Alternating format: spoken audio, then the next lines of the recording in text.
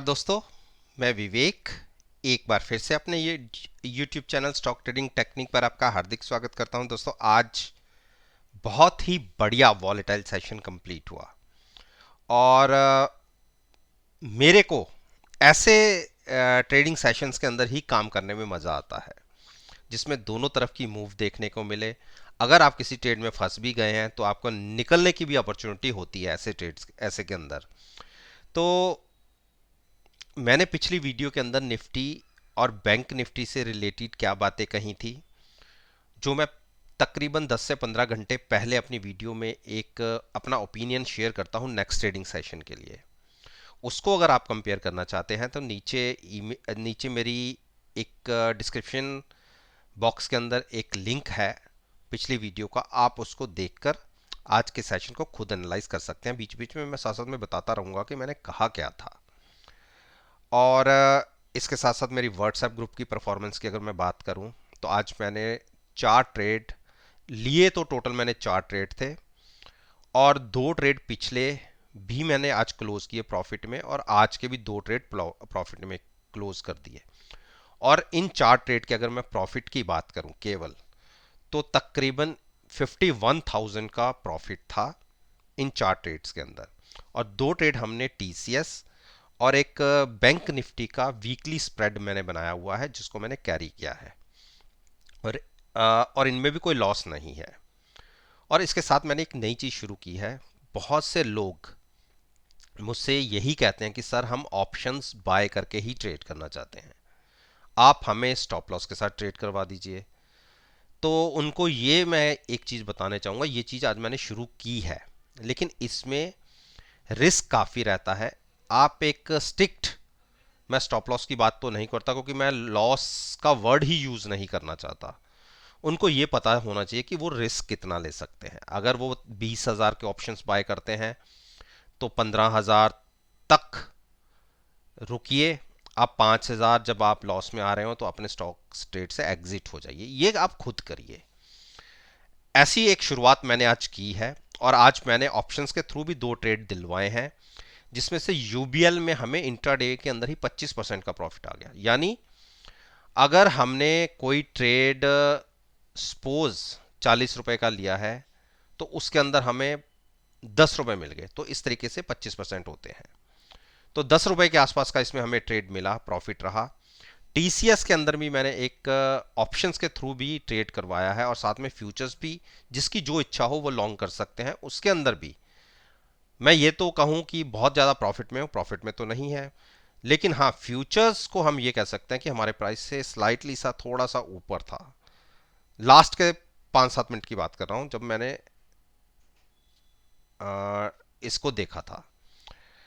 तो अब बात आती है कि जो मेरे साथ नए जुड़ने चाहते हैं वो मेरे साथ कैसे जुड़ेंगे। तो मेरी नीचे ईमेल आईडी है, आप उस पर अपना कॉन्टैक्ट नंबर मुझे फॉरवर्ड कर सकते हैं, मैं खुद आपको उसके अंदर ऐड कर लूँगा। और इसमें आपको मैं एक हफ्ता बिल्कुल फ्री ऑफ कॉस्ट दूंगा, जिसके अंदर आप केवल मेरे को एनालाइज करेंगे। और कोशिश करिए कि मेरे को, जब आप ऐसे पीरियड के अंदर हो जहां पे आपने मुझे एनालाइज करना है, आप मुझसे अपना कोई पर्सनल क्वेश्चन मत पूछिए। तो एक हफ्ते के बाद आपकी अपनी इच्छा हो तो आप मेरे साथ कंटिन्यू कर सकते हैं, और इच्छा नहीं है तो आप खुद एग्जिट हो सकते हैं। तो अब बात करते हैं हम रिलायंस निफ्टी के ऊपर। जैसा कि आप चार्ट के ऊपर देख रहे हैं, इंट्राडे की बात कर रहा हूं, जो लो लगा वो तकरीबन लगा 17,340 के आसपास।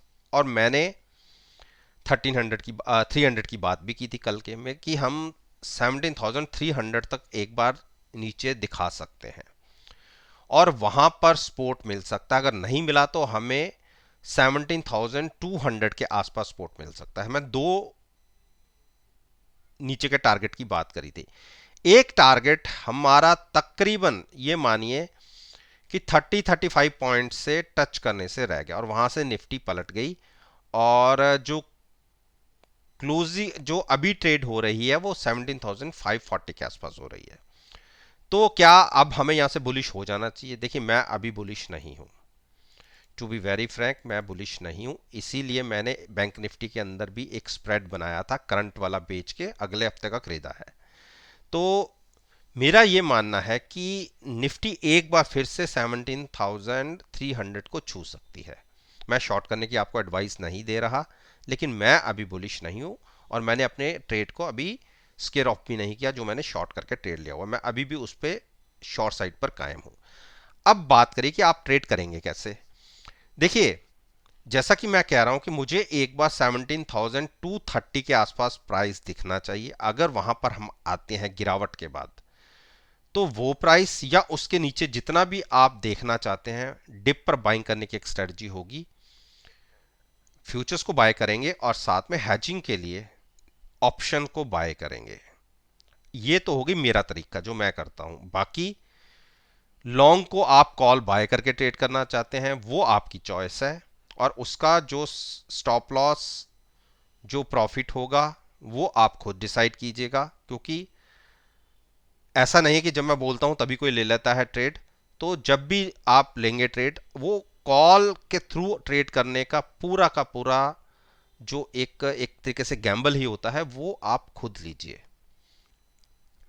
अब बात करते हैं हम बैंक निफ्टी। देखिए, जिस दिन ये हाई लगा था, आप मेरी 2-3 वीडियो पीछे की देखिए, जिस दिन ये हाई लगा था उस दिन मैंने क्या कहा था कि हम बैंक निफ्टी को बाय करेंगे तकरीबन 1200 पॉइंट नीचे। जब हम 3800 1200 पर ट्रेड करते थे, वहां पर मैंने कहा था कि मैं इसको कंफर्टेबल होऊंगा अगर ये स्टॉक मुझे या इंडेक्स 1200 पॉइंट नीचे मिलेगा। और आप देखिए 38,200 से जो हमने आज लो लगा दिए 36,617 का, यानी जहां मैंने बात करी थी 1200 की जगह हमें 1600 पॉइंट्स मिल गए। और यही एक टेरिटरी थी मैंने जहां पे आपको कहा था जहां तो आप यहां बाय कर सकते हैं 36,700 के आसपास, या इसके बीच में 36,000, इसके बीच में आप जहां कंफर्टेबल हो वहां पे बाय कीजिएगा। आप मेरी पिछली 2 वीडियो उठा के देख लीजिए, मैंने कहा था या नहीं कहा था। जब हम तकरीबन 38,000 से भी ऊपर ट्रेड कर रहे थे तब मैंने ये प्राइस बोल दिए थे, और ये प्राइस देखने को मिल गए। अब बात करते हैं कि किसी ने ट्रेड लिया है या नहीं और आगे करना क्या है। देखिए, निफ्टी की बजाय बैंक निफ्टी मुझे अभी इतनी वीक नहीं लगती। तो जबकि गिरावट मैंने ये कही थी कि 1500 1400 1200 पॉइंट की गिरावट दिख सकती है, अब यहां से मुझे बैंक निफ्टी ज्यादा वीक नहीं लगती। तो जिसने ट्रेड नीचे ले लिया है, यहां से तकरीबन 200-300 पॉइंट की मूव के लिए आप ट्रेड करिएगा ज्यादा से ज्यादा। इससे ज्यादा अभी बैंक निफ्टी पे ट्रस्ट मत कीजिए। तो इतने से पॉइंट के लिए जिसकी पोजीशन नीचे से बनी हुई है बिल्कुल कैरी कर सकते हैं, और जिसने नई लेनी है 37,150 के जब तक ऊपर है बिल्कुल आप लॉन्ग में बने रह सकते हैं, क्योंकि एक अच्छी बाइंग नीचे के लेवल से देखने को मिली है।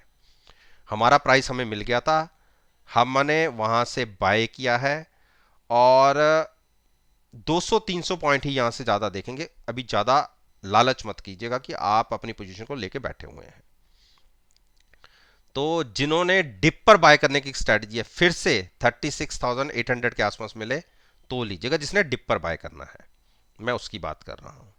जिन्होंने यहीं से बाय करना है उनके लिए भी प्राइस सुटेबल है। 37,150 के ऊपर है, जब तक कोई दिक्कत वाली बात है नहीं। अब बात करते हैं रिलायंस। देखिए, रिलायंस में अभी ट्रेड मत लीजिए, रीजन एक रेंज बाउंड है, कोई बड़ी मूव दिखा नहीं रहा, जबकि निफ्टी के अंदर बड़ी बड़ी मूव्स आ रही हैं। तो अभी इसको अवॉइड कीजिए। जिसने पोजीशन 2400 या 2390 के ऊपर बनाई हुई है बिल्कुल आप होल्ड में रह सकते हैं, नई पोजीशन के लिए थोड़ा सा अवॉइड कीजिए। HDFC बैंक, देखिए HDFC बैंक ने इंट्राडे के अंदर आप देखिए जो लो लगा 1530 का, और आप मेरी पिछली वीडियो उठा के देख लीजिए 1530 के नीचे 1515 के टारगेट के आसपास कहा था कि मैंने कहा था कि मैं वहां तक आता है प्राइस आता है मुझे, मैं वहां पर कंफर्टेबल हूं 1515 के आसपास लेने के लिए।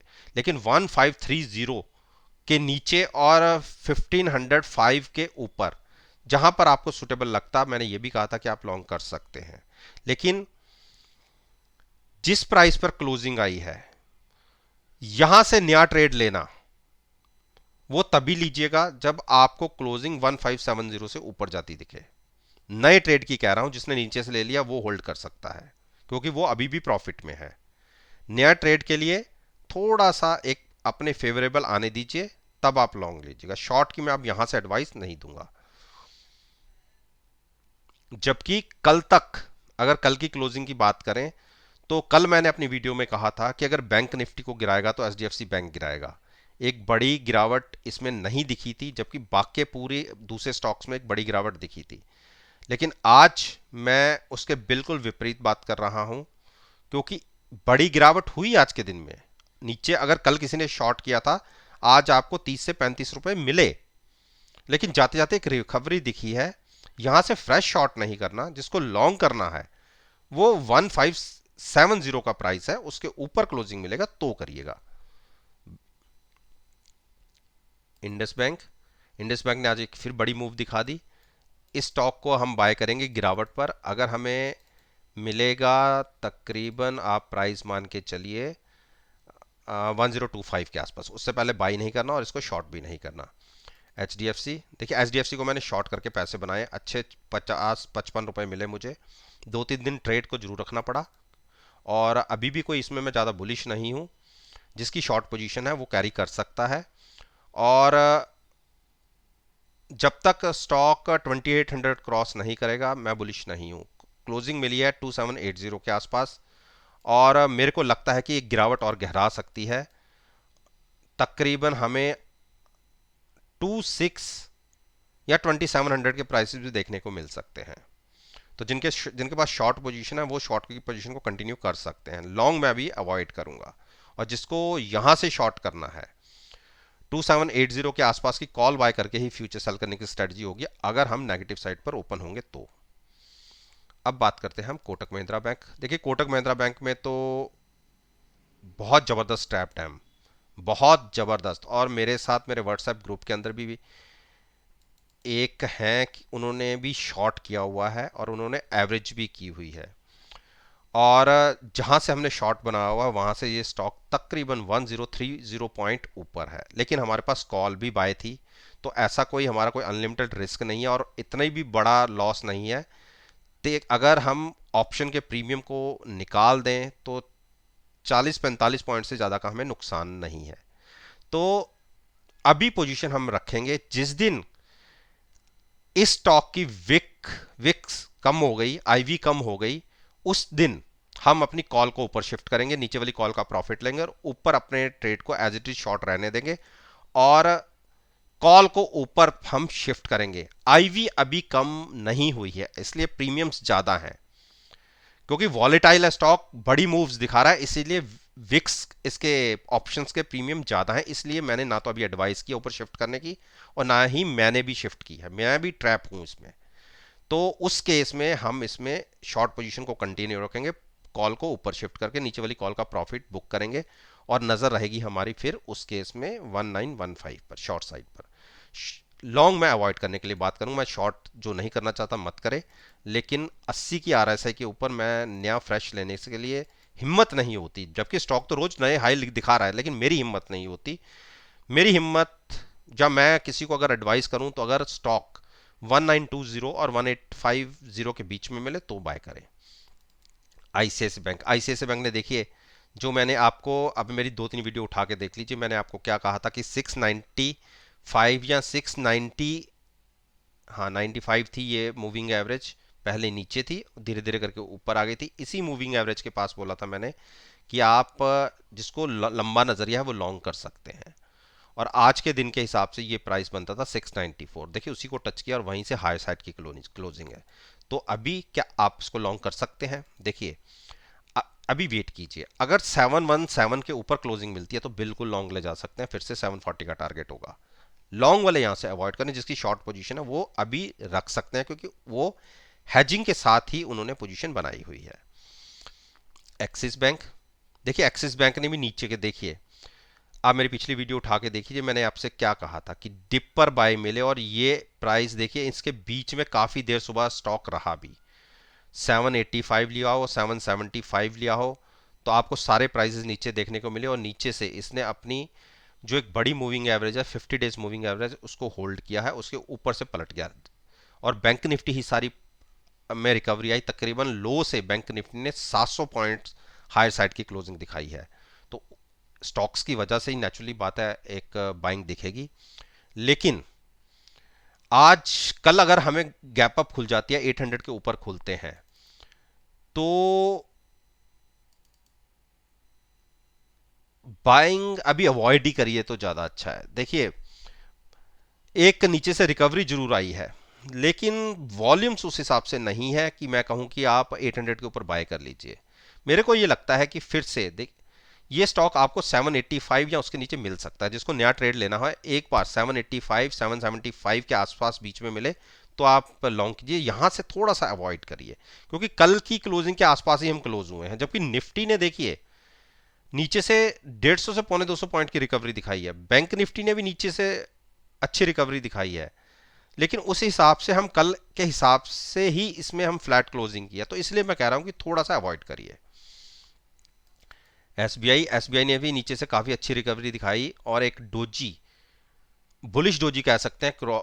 कल अगर हमें 442 43 के ऊपर अगर ट्रेडिंग मिल जाती है तो एक शार्प शॉर्ट कवरिंग रैली आपको तकरीबन 450 455 तक की दिख सकती है।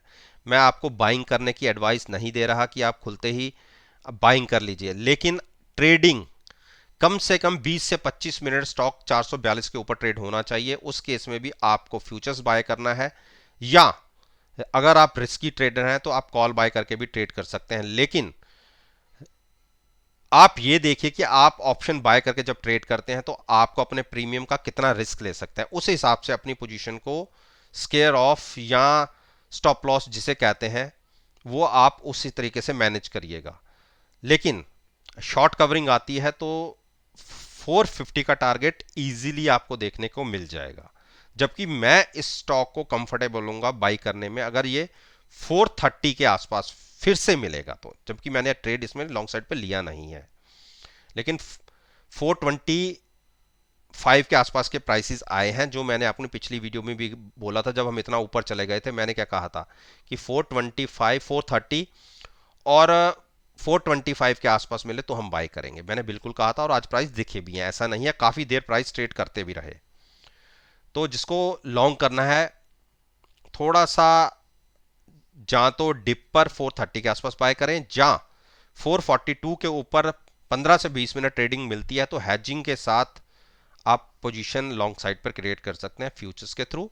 और साथ में अगर फ्यूचर बाय कर रहे हैं तो अपनी पोजीशन को हैज जरूर रखिएगा, क्योंकि ऑप्शन बाय करने में हैजिंग की जरूरत इसलिए नहीं है क्योंकि मैक्सिमम लॉस तो केवल ऑप्शन प्रीमियम का ही होगा।